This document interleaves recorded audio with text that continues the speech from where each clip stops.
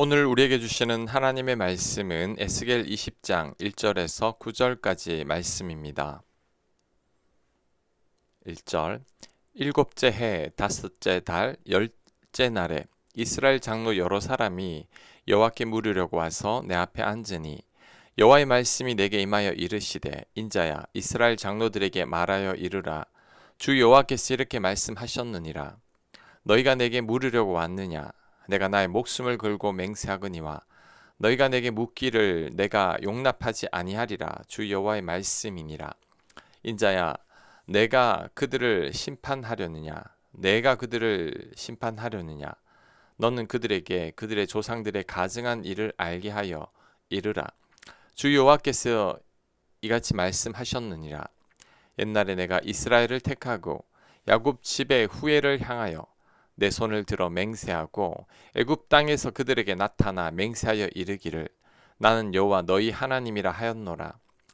그날에 내가 내 손을 들어 그들에게 맹세하기를 애굽 땅에서 인도하여 내어 그들을 위하여 찾아두었던 땅 곧 젖과 꿀이 흐르는 땅이요 모든 땅 중에 아름다운 곳에 이르게 하리라 하고 또 그들에게 이르기를 너희는 눈을 끄는 바 가증한 것을 각기 버리고 애굽의 우상들로 말미암아 스스로 더럽히지 말라. 나는 여호와 너희 하나님이라 하였으나 그들이 내게 반역하여 내 말을 즐겨 듣지 아니하고 그들의 눈을 끄는 바 가증한 것을 각기 버리지 아니하며 애굽의 우상들을 떠나지 아니하므로 내가 말하기를 내가 애굽 땅에서 그들에게 나의 분노를 쏟으며 그들에게 진노를 이루리라 하였노라. 그러나 내가 그들이 거주하는 이방인의 눈앞에서 그들에게 나타나 그들을 애굽 땅에서 인도하여 내었나니 이는 내 이름을 위함이라. 내 이름을 그 이방인의 눈앞에서 더럽히지 아니하려고 행하였음이라. 아멘. 이스라엘 장로들이 바벨론 포로지에서 에스겔 앞에 나와 하나님의 뜻을 물었습니다. 그러나 하나님은 그들의 질문에 대한 답을 거절하시며 그들의 죄악을 다시 상기시키셨습니다. 하나님은 애굽에서 이미 그들을 택하셨으나 그들은 애굽의 우상에 빠져 있었습니다. 그럼에도 불구하고 하나님은 자신의 이름을 위해 그들을 구원하셨다라고 말씀합니다. 자, 오늘 이 말씀이 우리들에게 주는 교훈이 뭘까요? 첫째, 형식적인 신앙을 하나님께서 기뻐하지 않으신다는 것입니다. 이스라엘 장로들이 에스겔에게 와서 하나님의 뜻을 물었지만 하나님께서 거절하신 이유는 그들의 위선적인 마음 상태 때문입니다.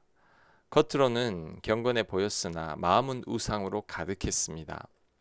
사울 왕이 그랬죠. 사울은 하나님의 말씀대로 순종하지 않고 남겨둔 전리품으로 하나님께 제사 드리려고 했습니다. 이때 하나님께서 하신 말씀은 순종이 제사보다 낫다였습니다. 형식적인 예배보다 하나님 말씀에 순종하는 것이 더 우선이라는 거죠. 이사야 29장 13절입니다. 주께서 이르시되 이 백성이 입으로는 나를 가까이하며 입술로는 나를 공경하나 그들의 마음은 내게서 멀리 떠났나니. 아멘. 이스라엘 백성들이 겉으로는 하나님을 공경하는 것 같았지만 그들의 내면은 하나님을 멀리 떠나 있었습니다. 그들이 하나님을 진정으로 공경했다면 먼저 우상을 멀리하고 죄에서 떠나야 했습니다. 하나님은 이스라엘 백성들의 이름 뻔뻔한 위선으로 인해 그들의 질문에 답하지 않은 거죠. 우리도 이런 위선에 빠지지 않도록 조심해야 합니다. 하나님은 우리의 중심을 보십니다. 우리 속마음을 절대 감출 수 없습니다. 하나님을 외적으로 섬기는지 마음으로 섬기는지 우리 하나님은 다 아십니다. 그러니 우리의 속마음이 하나님을 경외해야 합니다. 우리의 중심이 온전히 하나님께로만 향해야 합니다. 우리들은 입술로만 형식적으로 하나님을 찾아서는 안 됩니다. 마음은 세상의 욕망으로 가득 차 있으면서 형식적인 예배와 습관적인 기도로 스스로를 경건하다고 착각해서도 안 됩니다.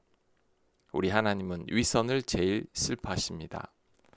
하나님은 형식적인 신앙이 아니라 우리의 진정한 마음을 원하십니다.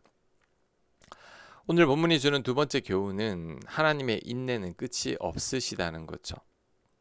하나님은 이스라엘을 애굽에서 택하시고 그들에게 나는 여호와 너희 하나님이라 하고 당신을 나타내셨습니다.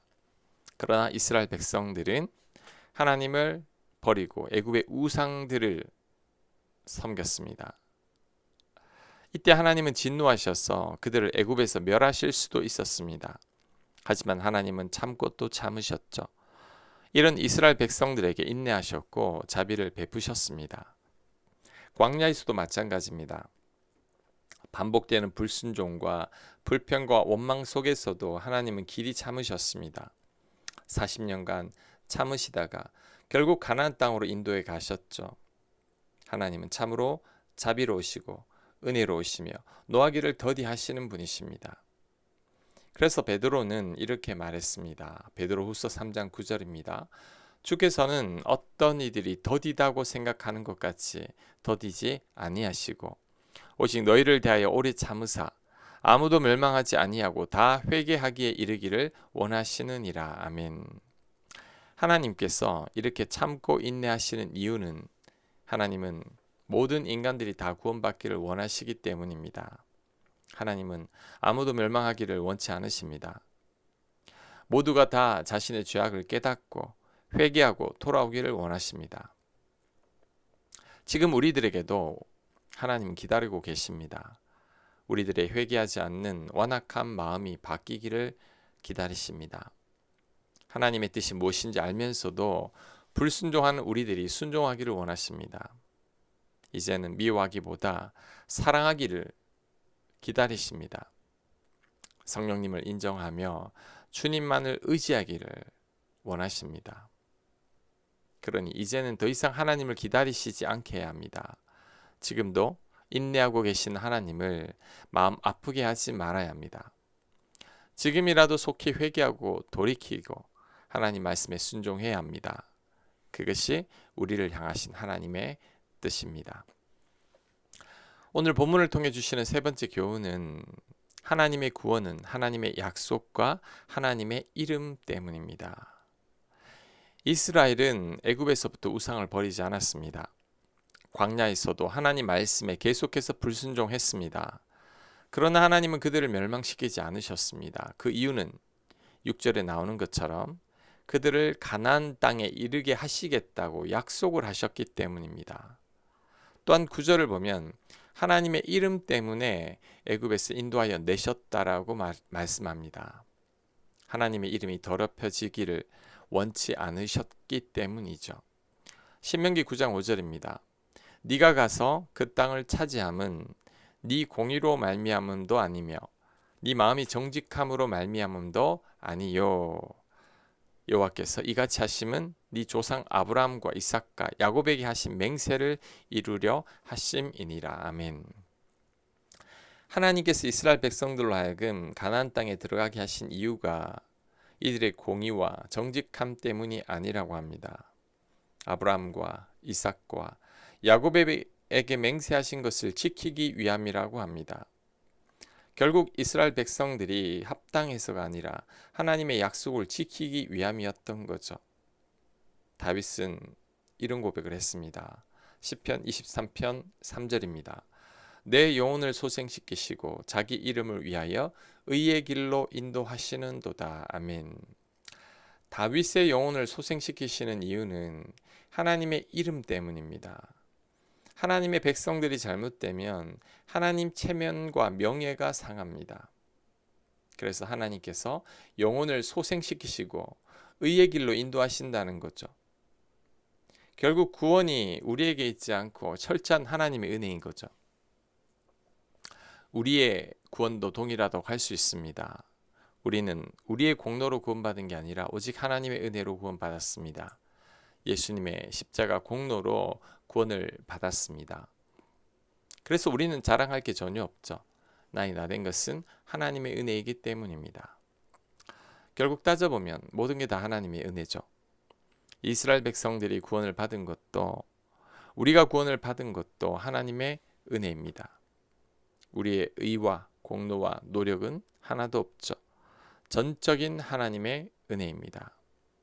우리는 이 사실을 절대 잊지 말아야 합니다.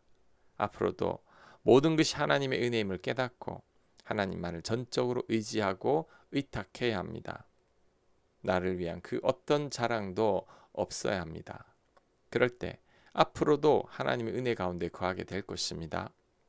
하나님의 구원을 경험하게 될 것입니다. 아멘. 하나님, 하나님의 은혜로만 살게 하여 주옵소서.